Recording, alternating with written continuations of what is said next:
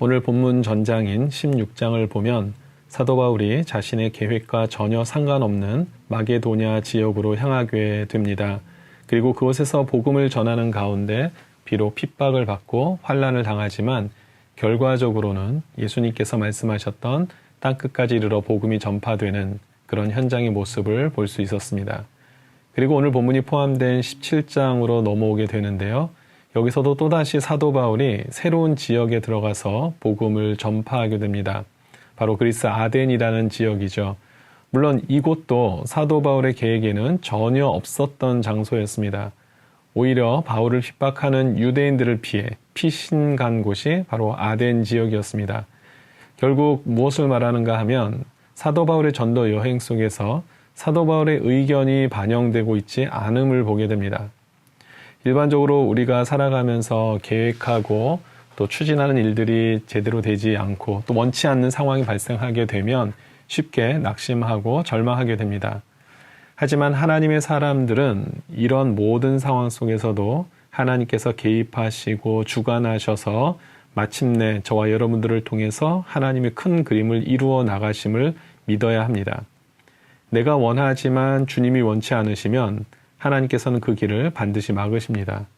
반대로 내가 원치 않지만 주님이 원하시면 결국에는 그 길을 가게 하신다라는 것이죠. 물론 그러는 가운데 고통도 있고 아픔도 있을 수 있습니다. 하지만 우리는 하나님의 높고 위대하신 뜻을 한치의 오차 없이 이루어 가시는 하나님을 절대적으로 신뢰해야 합니다. 바로 이러한 자세가 신앙인의 힘이 되는 것이죠. 사도 바울의 전도 여행의 과정을 통해서 우리는 바로 이러한 하나님을 만날 수 있게 되는 것입니다. 이렇게 도착한 아덴이라는 곳은 오늘날 우리가 말하는 그리스 아테네 지역을 말하고 있습니다. 그런데 이곳을 바라보는 사도 바울의 첫 반응이 너무나 특이합니다. 바로 분노였습니다. 개역개정에 보니까 이 지역이 우상 숭배로 가득 찼기 때문에 사도 바울이 격분했다라고 기록하고 있습니다. 우리가 일반적으로 생각해 보면 우상 숭배에 빠지고 미신을 섬기는 사람들을 매우 지적인 수준이 낮은 사람으로 혹은 또 배움의 시간을 제대로 갖지 못한 어리석은 사람들로 생각할 때가 많습니다. 근데 이것이 굉장히 큰 착각이죠. 사실은 그렇지 않습니다. 아덴이라는 곳은 주전 5세기경부터 예술, 문화, 철학 등으로 명성을 떨치던 지역이었습니다. 그리고 모든 지혜의 본고장이라고 불리울 만큼 당대 최고의 학문의 도시였습니다. 따라서 당시 아덴의 사람들은 최고의 지성을 인정받는 사람들이었습니다. 그러나 이처럼 세상 지식면에서는 세계 최고의 수준을 가졌다 할지라도 하나님을 알지 못하면 자신들이 알지도 못하는 우상에까지 절하고 섬기는 그런 어리석은 일을 마다하지 않고 열심을 내게 되는 것이죠. 그들은 겉으로는 매우 화려했고 세련되었고 지적인 모습을 갖추었지만 그리고 그것으로 인해서 스스로 자부하는 삶을 살고 있지만 영적으로는 우상 숭배로 인해서 죽어가고 있음을 그들조차도 깨닫지 못하고 있었다라는 것이죠. 오늘날도 다르지 않습니다. 우상 숭배 그리고 거짓 사상에 빠져있는 많은 사람들이 학문의 지식이 없기 때문이 아닙니다. 잠언 말씀처럼 모든 지혜와 지식의 근본이 되시는 하나님을 모르고 살아가는 또 하나님을 외면하고 살아가면서 이렇게 허망한 삶을 살 수밖에 없는 것이죠. 이것이 바로 하나님을 아는 일에 우리가 더욱 힘써야 하는 이유가 되는 것입니다. 결국 사도 바울은 우상 숭배가 만연해 있는 모습에 거룩한 분노를 감추지 못하게 되는데요.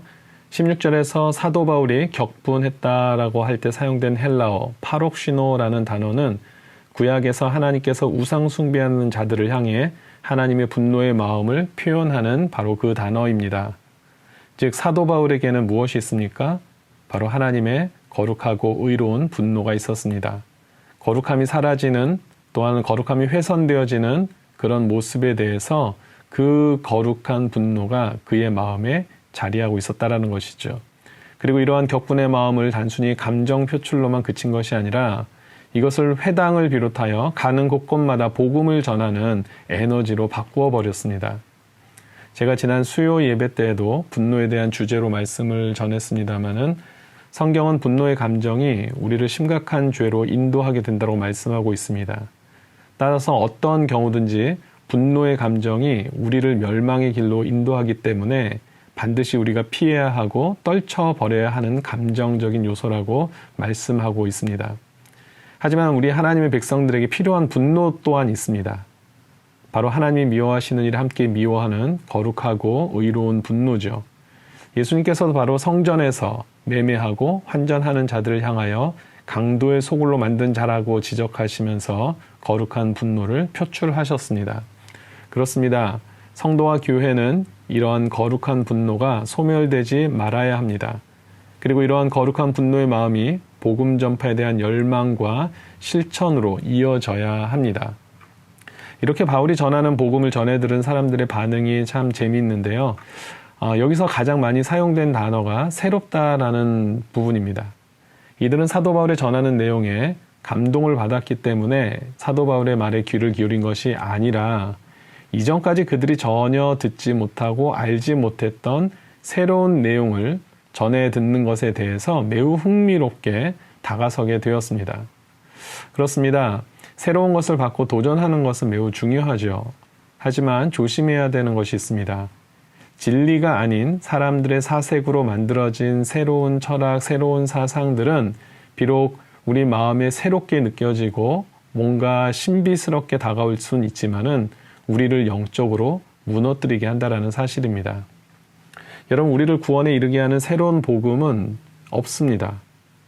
이미 예수 그리스도를 우리에게 보내심으로 인해서 구원의 완성이 이루어지는 것입니다. 하지만 새로운 복음이 또다시 나타나진 않지만 이 복음이 우리를 날마다 새롭게 합니다. 복음을 듣고 말씀에 기쁨으로 순종하며 반응할 때 겉사람은 후패하지만 속은 날마다 새로워지는 줄 믿습니다. 이제 말씀을 정리합니다.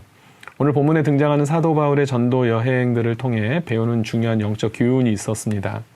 첫 번째는 우리 자신의 뜻과 계획대로 이루어지지 않는 상황 속에서도 낙심과 절망에 사로잡히는 것이 아니라 늘 하나님의 주권을 인정하고 담대함으로 때를 얻든지 못 얻든지 주의 말씀에 순종하며 복음을 전하는 것이죠.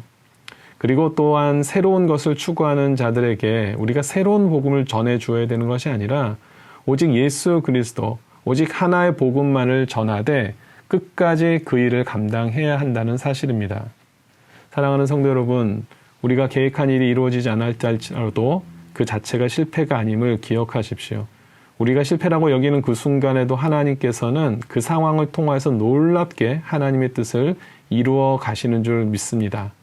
오히려 우리 마음속에 주님의 거룩한 분노의 마음을 가지고 세상을 향하여서 오직 예수 그리스도만을 전하는 그런 귀한 가치 있는 인생을 살아가는 우리 모든 성도님들이 되시기를 주님의 이름으로 축원드립니다.